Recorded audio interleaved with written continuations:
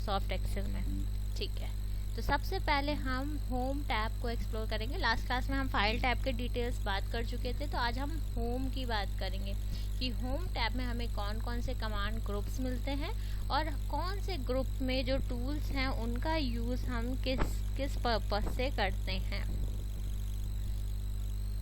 तो हमने बात करी थी एक्सेल के ओवरव्यू की, जब हमने कहा था ये हमारे पास कॉलम्स हैं, ये रोज़ हैं और इनके इंटरसेक्शन को बेसिकली हम सेल कहते हैं। तो हम जो भी काम करते हैं, जो भी इंफॉर्मेशन हम सेव करेंगे, फार्मूलाज वगैरह आगे मैनिपुलेशंस करेंगे, वो सारा इंफॉर्मेशन जो है वो हमारा सेल के फॉर्म में स्टोर करते हैं। हम सेल के अंदर डेटा रखते हैं एंड उस पर फिर मैनिपुलेशंस करते हैं।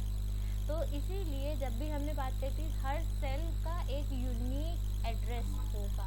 जैसे if I write something in this particular cell, तो इस सेल का नाम है A2 और A2 में हमने एक वैल्यू रख दी है ABC।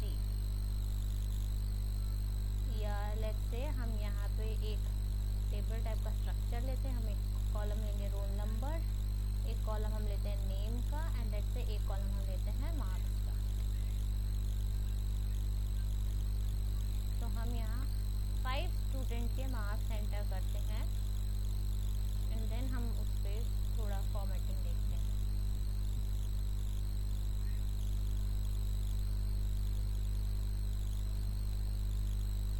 And let's say out of 50 हमारे पास ये 5 स्टूडेंट्स के मार्क्स हैं।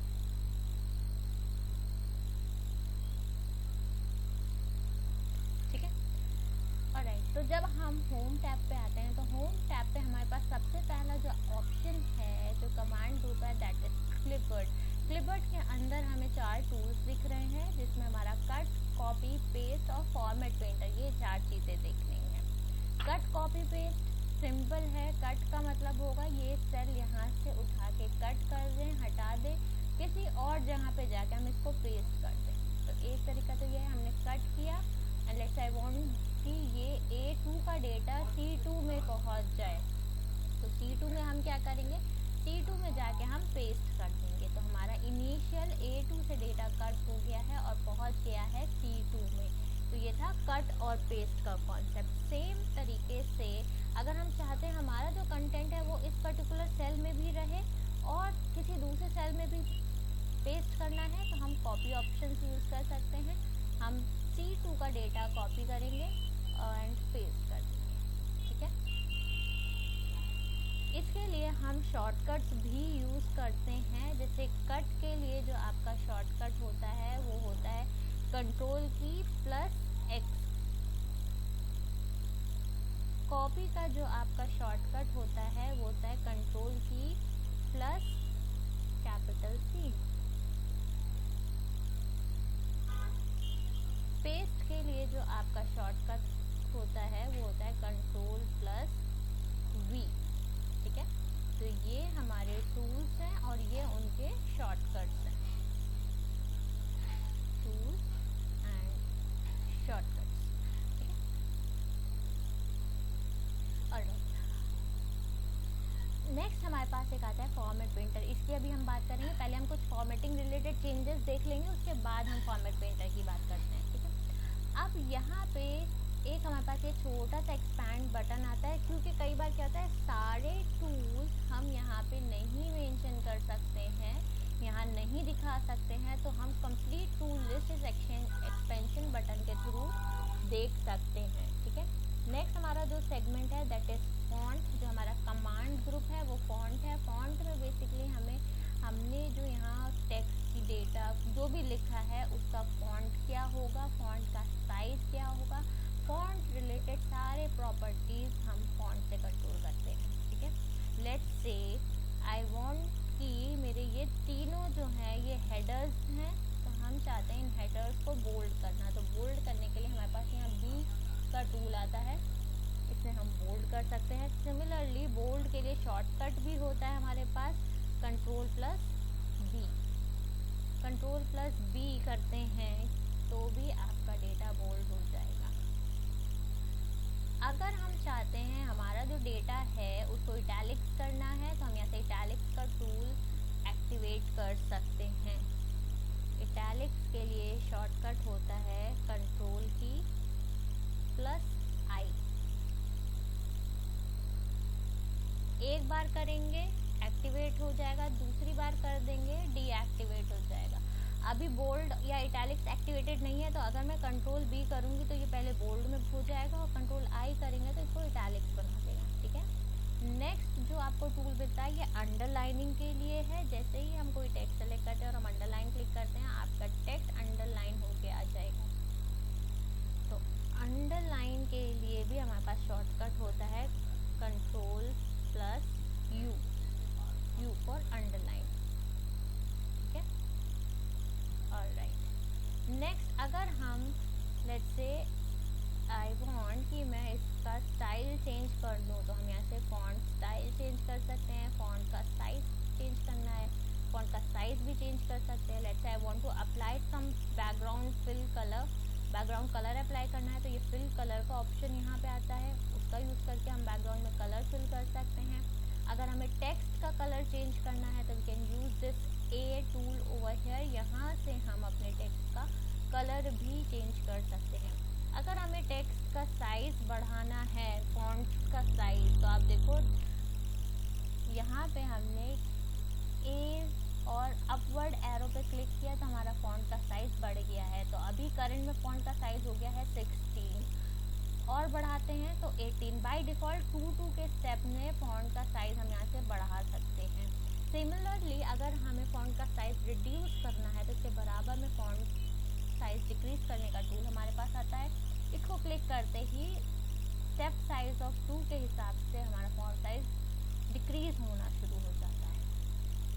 ठीक है, अब हो सकता है सारे फॉन्ट रिलेटेड ऑपरेशंस हम यहाँ फिट नहीं कर सकते थे due to lack of space.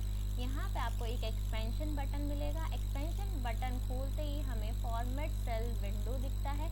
जो भी चीज़ें फॉर्मेटिंग की हमने लगा रखी होंगी वो सारे हम यहाँ से कंट्रोल कर सकते हैं। यहाँ दिख भी रहा है कि करंट में हमारा प्रीव्यू भी दिखा रहा है कि हमने जो सेटिंग्स कर रखे हैं, जो हमने फॉन्ट स्टाइलिंग कर रखी है, उसके हिसाब से प्रीव्यू कैसा आएगा। कुछ स्पेशल इफेक्ट्स भी हैं। इफ़ आई वांट कि मैं स्ट्राइक थ्रू ऐड करना चाहूँगी अपने इसमें, तो we can introduce side to यहाँ से। अगर हमें अपना इंफॉर्मेशन को सुपरस्क्रिप्ट में मूव करना है तो यहाँ से हम सुपरस्क्रिप्ट में मूव कर सकते हैं। सबस्क्रिप्ट में लगाना है तो सबस्क्रिप्ट में ले जा सकते हैं। सुपरस्क्रिप्ट का कॉन्सेप्ट हम देखते हैं जब हम कोई भी पावर रेस करने के लिए लिखते हैं ना, 2 raised to the power 3, तो वहाँ हम सुपरस्क्रिप्ट का इस्तेमाल कर सकते हैं। कहीं हमें जैसे log base 2 of 10 पता करना है, तो log के बाद जो base 2 है, base 2 हम सबस्क्रिप्ट में दे सकते हैं। तो उस टाइप के डेटा को लिखने के लिए हम सुपरस्क्रिप्ट सबस्क्रिप्ट का इस्तेमाल कर सकते हैं। ठीक है,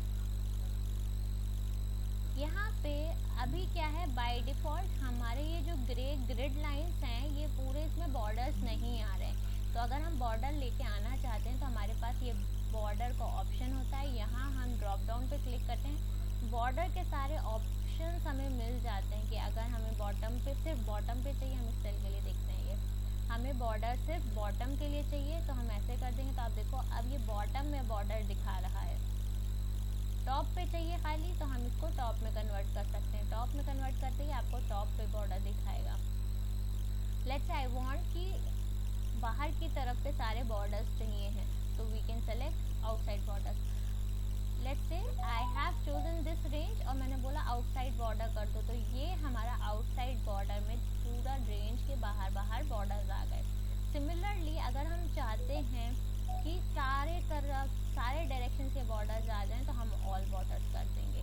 तो आउटसाइड बॉर्डर और आपका ऑल बॉर्डर में ये फ़र्क आता है।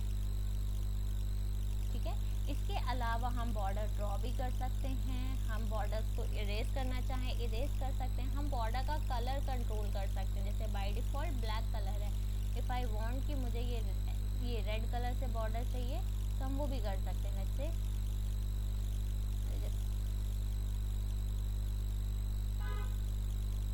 सेलेक्ट दिस, बॉर्डर्स पे जाएंगे, लाइन स्टाइल पे जाते हैं and will say red colour का बॉर्डर चाहिए। ठीक है, नेक्स्ट हम क्या कर सकते हैं, यहाँ पे हमारे पास लाइन स्टाइल सेलेक्ट करने का भी ऑपरेशन होता है कि हमें किस टाइप का लाइन चाहिए। By default single dash line होती है, अगर हम इसको चेंज करना चाहें तो हम यहाँ से चेंज भी कर सकते हैं, ठीक है, इस तरीके से। तो आई कैन कंट्रोल मुझे कितने एरिया में बॉर्डर्स चाहिए और बॉर्डर का स्टाइल क्या चाहिए, ठीक है। तो ये हमारा बॉर्डर के फॉन्ट स्टाइलिंग के लिए हम यूज़ करते हैं। नेक्स्ट हमारे पास आता है अलाइनमेंट के टूल्स आते हैं। अलाइनमेंट बेसिकली कंट्रोल करता है कि हमारा जो डेटा है वो किस डायरेक्शन में फिट होगा। इसको समझने के लिए मैं इस वाले सेल को थोड़ा बड़ा करती हूँ, ठीक है। अब आप देखो करेंटली हमारा ये पूरा सेल है, जो टेक्स्ट है हमारा वो कहाँ पे आ रहा है, नीचे बॉटम में आ रहा है और लेफ्ट हैंड साइड पे आ रहा है। तो अब आप देखोगे तो ये अलाइनमेंट के ऑप्शंस हैं कि आप टॉप अलाइन करोगे तो आपका टेक्स्ट ऊपर मूव कर जाएगा। Let me select this cell और मैं कहती हूँ टॉप अलाइनमेंट रख दो। टॉप अलाइनमेंट करते ही टॉप पे मूव कर जाएगा टेक्स्ट। सेंटर अलाइनमेंट में सेंटर में आएगा, फिर रो के सेल के। बॉटम अलाइनमेंट में बॉटम पे आएगा, ठीक है। सिमिलरली हम वर्टिकल भी अलाइनमेंट कंट्रोल कर रहे हैं, हम हॉरिजॉन्टल भी कंट्रोल कर सकते हैं। हॉरिजॉन्टली हमें लेफ्ट साइड पे रखना है, हमें सेंटर पे रखना है या हमें राइट अलाइन करना है, तो ये हम अलाइनमेंट से कंट्रोल कर सकते हैं, ठीक है। अगर हमें टेक्स्ट को किसी एंगल पे रोटेट करना है तो हम रोटेशन यहाँ से यूज़ कर सकते हैं। अगर हमें वर्टिकली टेक्स्ट चाहिए तो हम वर्टिकली मूव कर सकते हैं अपने टेक्स्ट को। यहाँ से हटा देंगे तो नॉर्मल हॉरिजॉन्टल डायरेक्शन में ही आ जाएगा। अगर हमें रोटेट करना है वर्टिकल लिख के तो हम वो भी कर सकते हैं। किसी क्लॉकवाइज डायरेक्शन में अलाइन करना है तो हम ऐसे डायरेक्शन में अलाइन भी कर सकते हैं, ठीक है। आपको यहाँ पे एक एक्सटेंशन बटन दिख रहा है, एक्सटेंशन बटन पे जाएंगे तो हम यहाँ पे एग्जैक्ट कितना डिग्री अलाइन करना है ये भी मेंशन कर सकते हैं, ये भी डिफाइन कर सकते हैं। बाय डिफ़ॉल्ट 45 डिग्री अलाइन करेगा, लेकिन हमें कोई डिफरेंट एंगल पे अलाइन करना है तो वो चीज़ हम आपके एक्सटेंशंस में जाके यहाँ पे एक्सपैंड करके फिर कर सकते हैं। ऑलराइट, नेक्स्ट हमारे पास ऑपरेशन आता है रैप टेक्स्ट का। अब जैसे आपने देखा ये जो कॉलम का विड्थ था और इसमें जो कंटेंट था वो बहुत बड़ा था, इस कॉलम का विड्थ में फिट नहीं हुआ। ऐसे ही यहाँ पे एक एग्जांपल ले लेते हैं। This is of wrap text, ठीक है। तो हमने इसमें जो कंटेंट लिखा है उसका जो लेंथ है वो काफ़ी बड़ा है और वो हमारे कॉलम के विड्थ के हिसाब से काफ़ी बड़ा जा रहा है। तो हम क्या करें, अब नेक्स्ट सेल में, अभी कोई नेक्स्ट सेल में वैल्यू नहीं होगी तो पूरा आपको एक्सटेंशन दिखेगा। जैसे ही नेक्स्ट सेल में कुछ भी वैल्यू आ जाएगी तो आप देखोगे आपका टेक्स्ट कटने लगता है, पूरा दिखता नहीं है। इसको फिक्स करने के दो तरीके होते हैं। एक तरीका तो आप इसको ड्रैग एंड ड्रॉप कर दो ताकि उतने लेंथ पे जितना आपका कंटेंट हो तो आपको पूरा कंटेंट दिखेगा। अब हम दूसरे अप्रोचेस की बात करेंगे। तो ऐसे सिचुएशन में हम क्या कर सकते हैं, हम एक रैप टेक्स्ट लगा सकते हैं। रैप टेक्स्ट में क्या होगा, कॉलम का विड्थ वही रहेगा जो सेट था, कॉलम का हाइट इंक्रीज हो जाएगा इस टेक्स्ट को एडजस्ट करने के लिए। तो डिफ़ॉल्ट हाइट से हमारे कॉलम का हाइट क्या हो जाएगा, बढ़ जाएगा, ठीक है। ये रैप टेक्स्ट होता है। नेक्स्ट हमारे पास लेट्स से ये हमारा पूरा जो है टूल्स शॉर्टकट है। मैं यहाँ पे एक चीज़ डालती हूँ, एडवांस एक्सेल ट्यूटोरियल, ठीक है। अब ये हेडर जो है, आई वांट कि ये हेडर दोनों ही सेल के लिए सेम हेडर आ जाए। तो हम क्या कर सकते हैं, यहाँ पे हम दो या मल्टीपल सेल्स को मर्ज करके टेक्स्ट को सेंटर अलाइन कर सकते हैं। अब आप देखो ये पूरा एक सेल हो गया, इन दो सेल के बराबर का हमारा एक सेल बन जाएगा। तो ये मर्ज एंड सेंटर के थ्रू करते हैं हम। अब यहाँ पे एक्सटेंशन बटन पे जाएंगे तो ये सारे पैरामीटर्स आपको यहाँ दिखेंगे। यहाँ हमारे पास एक ऑप्शन और आता है श्रिंक टू फिट। अगर हमने कोई भी टेक्स्ट लिखा हुआ है, जैसे हम इसी टेक्स्ट की बात कर लेते हैं और हम इसका रैप हटा देते हैं, ठीक है। और हम एक्सटेंशन पे जाते हैं और हम कहते हैं श्रिंक टू फिट। तो श्रिंक टू फिट क्या करेगा, कॉलम के साइज के हिसाब से आपके टेक्स्ट का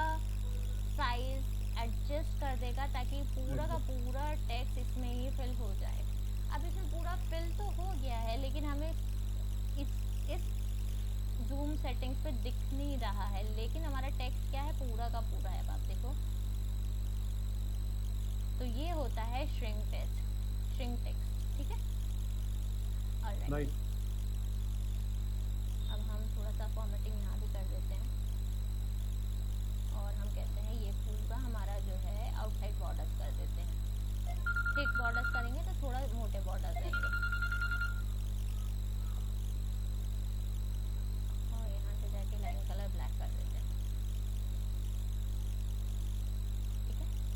ऑलराइट, ये हो गया हमारा basic alignment font related settings.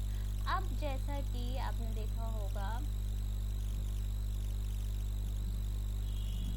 हम एक सेल लेते हैं, जैसे हम इस सेल की बात करते हैं, रोल नंबर सेल की, ठीक है। तो रोल नंबर सेल पे हमने कुछ फॉर्मेटिंग कर रखी है, हम इसका टेक्स्ट कलर रेड कर देते हैं।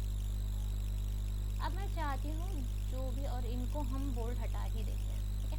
अब अगर हम चाहते हैं जो जो फॉर्मेटिंग हमारे इस A5 सेल पे हो, वही सेम फॉर्मेटिंग हमारे बाकी सेल्स पे आ जाए, तो उसके लिए हम क्या करते हैं, उसके लिए हम फॉर्मेट पेंटर का इस्तेमाल करते हैं। ये आपको पेंट में भी मिलता है, वर्ड में भी मिलता है और सेम एक्सेल में भी मिलता है। तो हम क्या करेंगे, जिस सेल से फॉर्मेटिंग कॉपी करनी है उस सेल को सेलेक्ट करते हैं, फॉर्मेट पेंटर क्लिक करते हैं, एंड बाकी जिन सेल्स में फॉर्मेटिंग को कॉपी करना है, पेस्ट करना है, उनको ड्रैग करके सेलेक्ट कर लेते हैं। तो अब जो जो फॉर्मेटिंग इसमें होगी, एग्जैक्ट सेम फॉर्मेटिंग हमें बाकी सेल्स पे भी मिल जाएगी। तो दिस वाज फॉर्मेट पेंटर, ठीक है।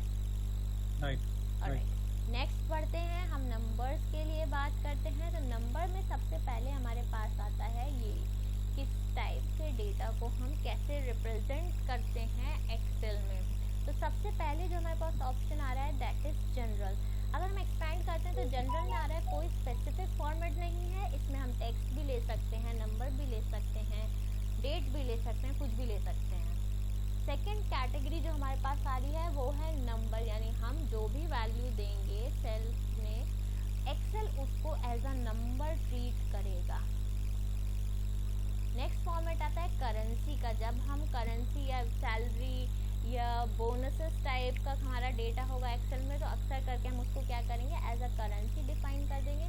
अब जैसे ये है, राइट नो, ये हमारा जनरल है, let's say I want to make it a number. तो हमने क्या किया, इसे नंबर में कन्वर्ट किया। अब नंबर में भी आप देखोगे, हमने यहाँ एक्सटेंशन पे आए और हमने देखा नंबर में सैम्पल दिया है कि कितने डेसिमल प्लेसेस हमें चाहिए हैं और हमें किस टाइप का सेपरेटर यूज़ करना है फॉर दीज नंबर्स। तो ये सेटिंग हम यहाँ से कंट्रोल करते हैं। सेम अगर हम करेंसी की बात करेंगे, तो करेंसी में आपका सैम्पल में कितने डेसिमल आने हैं, कौन सा सिंबल रहेगा करेंसी का, ये आप यहाँ से सिंबल में रुपीस का भी आ जाता है यहाँ पे। हाँ जी, आप यहाँ से ड्रॉप डाउन से चेंज कर सकते हैं। यहाँ पे सारे सिंबल्स आपके पास मौजूद हैं, ठीक है। मतलब इसमें जो रहेंगे वही आएगा ना।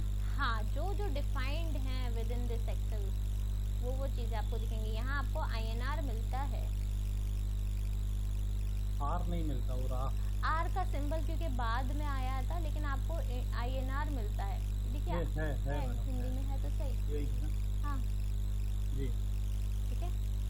अकाउंटिंग रिलेटेड काम आपका रहेगा तो आप क्या कर सकते हो, अकाउंटिंग पे सेट कर सकते हो। Accounting is however finance related चीज़ें होती हैं, तो यहाँ पे करेंसी फॉर्मेट में ही सेट हैं चीज़ें, ठीक है। इसके अलावा कई बार हमें डेट टाइम स्पेसिफिक चीज़ें रखनी पड़ती हैं। तो डेट, अगर सिर्फ डेट की बात करेंगे तो वी हैव स्पेसिफिक डेट के लिए हमारे पास कई फॉर्मेट्स अवेलेबल हैं एक्सेल में। हम इनमें से कोई भी फॉर्मेट यूज़ कर सकते हैं। Month, day and year, month, date and year, month and date, ये पूरा एक्सपेंडेड लॉन्ग डेट बोलते हैं इसको, लॉन्ग डेट फॉर्मेट में भी रख सकते हैं। और हम इस तरीके से मल्टीपल फॉर्मेट, जो भी फॉर्मेट हम चूज़ करेंगे उसी फॉर्मेट में हमारा डेटा दिखेगा। सिमिलरली हम टाइम रिलेटेड डेटा को भी दिखा सकते हैं। तो उसके लिए हमें देना पड़ेगा हमारा जो टाइम है वो किस किस फॉर्मेट में आता है, ठीक है। हम फुल फॉर्मेट में दे सकते हैं, आवर्स, मिनट्स एंड सेकेंड्स के फॉर्म में। हम इसको 24 आवर क्लॉक में दिखा सकते हैं, हम इसको 12 आवर क्लॉक में दिखा सकते हैं। नेक्स्ट है परसेंटेज। अगर हम किसी कॉलम में परसेंटेज वैल्यू दिखाना चाहते हैं या किसी को परसेंटेज में कन्वर्ट करना चाहते हैं, तो हमें ये देना पड़ेगा हमें आपको कितना डेसिमल प्लेसेस चाहिए और लास्ट में बाय डिफ़ॉल्ट इस फॉर्मेट में परसेंटेज का साइन इंक्लूड होके आता है। ठीक है, नेक्स्ट फ्रैक्शंस में आपको कितने वैल्यूज तक के फ्रैक्शंस दिखाने हैं, ये सारे सेटिंग्स हम फॉर्मेट सेल्स से कंट्रोल करते हैं। अब हमें कुछ ऐसा दिखाना हो, कुछ एक्सपोनेंशियल वैल्यूज दिखाने हो, साइंटिफिक वैल्यूज दिखाने हो, तो हम साइंटिफिक सेट कर सकते हैं, जहाँ हमारा 1.25 e + 0.3 ऐसे करके वैल्यूज हम दिखा सकते हैं। Next one is text is for string related, text related data, उसके लिए हम टेक्स्ट फॉर्मेट रख सकते हैं। स्पेशल फॉर्मेट्स में हमारे पास zip code, phone number, SSN numbers, इनके फॉर्मेट्स होते हैं, क्योंकि इनका क्राइटेरिया फिक्स होता है, इसलिए ये स्पेशल कैटेगरी में जाते हैं।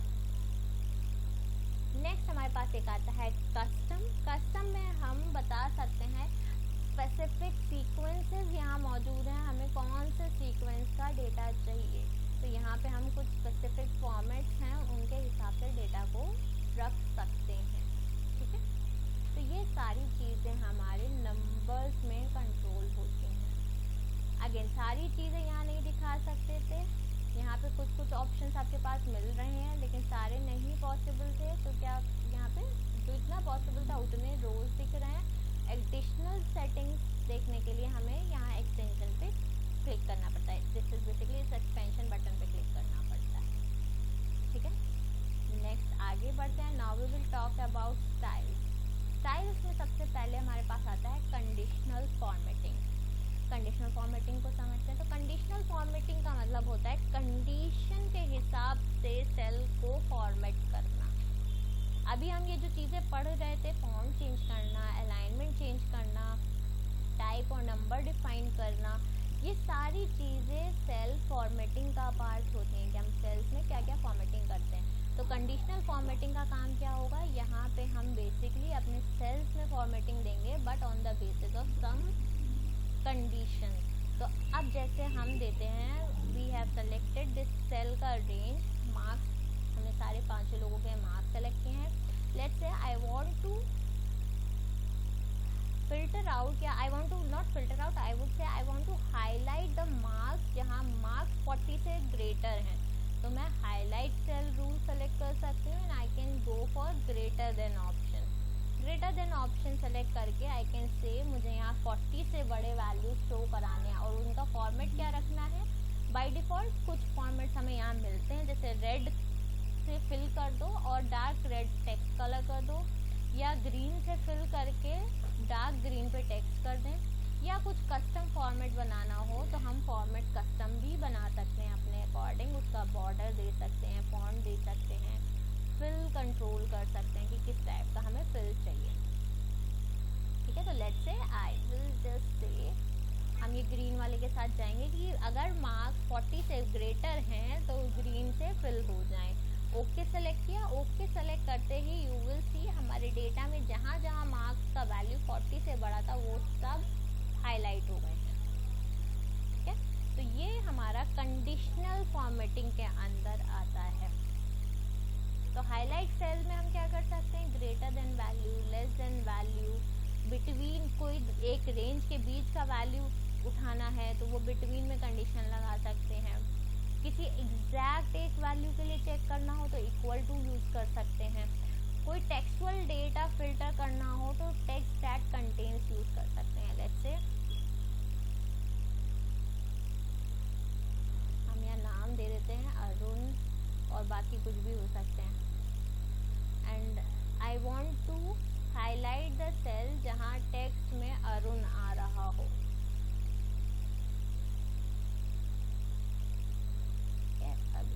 I'll have to select the range, अगर हमें पूरे रेंज पे लगाना है। जो भी कंडीशन देंगे हमारी फॉर्मेटिंग उसके अकॉर्डिंग हो जाएगी। ठीक है, यस। ऑलराइट, इसी तरीके से हमारे पास बहुत सारे रूल्स हैं। अब लेट्स से कई बार क्या होता है, हमारे शीट्स में कुछ डुप्लीकेट वैल्यूज भी हो सकते हैं। लेट्स से by mistake roll number 1 2 bar repeat कर दिया है, दो इट शुड नॉट आइडियली भी रोल नंबर 2, यहाँ कुछ गड़बड़ हुई है। तो अगर आई वांट कि मेरे जो डेटा है उसमें से डुप्लीकेट वैल्यूज रिमूव कर दें, तो यहाँ सीधा सीधा हमारे पास डुप्लीकेट वैल्यूज रिमूव करने का ऑप्शन आता है। तो आप क्या करोगे, हमने यहाँ पे बेसिकली डुप्लीकेट वैल्यूज रिमूव नहीं कर रहे हैं, हम उनको हाईलाइट कर रहे हैं। तो जो वैल्यूज डुप्लीकेट होंगी हमने कहा उनको हाईलाइट कर दो। ये काम करते हैं, हम इसका फॉर्मेट चेंज करते हैं, इसको हम फॉर्मेट देते हैं येलो फिल वाला, ठीक है। तो क्या होगा, इससे हमें पता चल जाएगा यहाँ कोई डिस्क्रिपेंसी है, ये अलग होने चाहिए तो ये सेम है, तो हम उस डिस्क्रिपेंसी को देख के करेक्ट कर सकते हैं, ठीक है। तो ये कंडीशनल फॉर्मेटिंग में हाईलाइटिंग रूल्स होते हैं। ऐसे ही let's say I just select these marks और हम कहते हैं टॉप बॉटम रूल्स में हमारे पास ऑप्शन आते हैं कि हम टॉप के कुछ आइटम्स पिक करना चाहें तो हम ये कर सकते हैं। लेट्स से आई वांट, मेरे पास बहुत सारा डेटा है ना, आई वांट, मुझे सिर्फ टॉप 2 रोज देखनी है।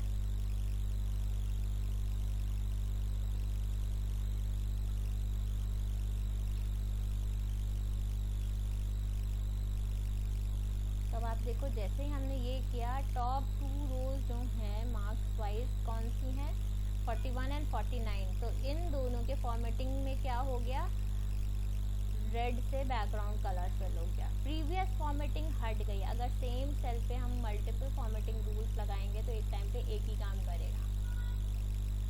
Let's say I want to see above average record and I am saying जितने भी हमारा डेटा है उसमें जो एवरेज से अबव मार्क्स हैं उनको ग्रीन से दिखा दो।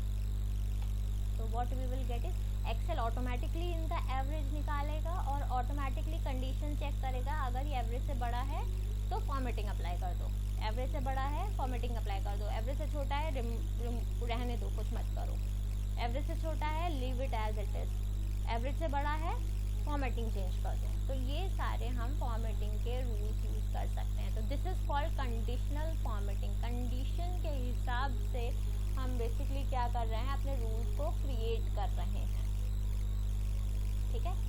अब अगर हम इन जो प्री डिफाइंड कंडीशंस हैं इनके अलावा हमें कुछ नया रिक्वायरमेंट आता है तो हम नया रूल बना सकते हैं। तो हम न्यू रूल पे क्लिक करते हैं। न्यू रूल में हमें पहले सेल सेलेक्ट करना पड़ेगा, हमें रूल टाइप बताना है बेसिकली।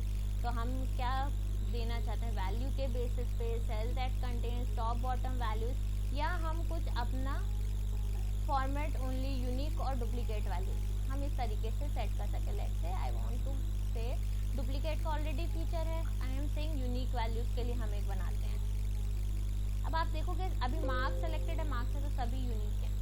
हम रूल नंबर पे जाते हैं, न्यू रूल करते हैं, फॉर्मेट में जाते हैं, यूनिक सेट करते हैं, फॉर्मेट पे जाएंगे और यहाँ से हम स्टाइलिंग सेलेक्ट करते हैं। तो let's say I am saying जितने यूनिक वैल्यूज हैं उनका बैकग्राउंड ब्लू से कर लेते हैं, लाइट ब्लू, ठीक है। तो इस तरीके से हमें डेटा दिखेगा। हमने कहा ओके। तो अब आप देखो जो यूनिक सेट ऑफ वैल्यूज हैं वो हमारे जो फॉर्मेट हमने नए रूल में बनाया था उसको फॉलो कर रहे हैं आप, ठीक है। इफ आई वांट टू सी कौन कौन से रूल्स क्रिएटेड हैं हमारे इसमें, तो अगर हमने कोई कस्टम रूल क्रिएट करा होगा इस टाइप से तो वो सारे मैनेज रूल्स के अंदर हमें दिख जाएंगे। इफ आई वांट टू सी इस पूरे वर्कशीट में कौन कौन से कंडीशनल फॉर्मेटिंग रूल्स लगे हुए हैं, तो आप देखो एक हमने बनाया था यूनिक वैल्यूज का, ये दिख रहा है। अबव एवरेज बनाया था, अबव एवरेज चल रहा है।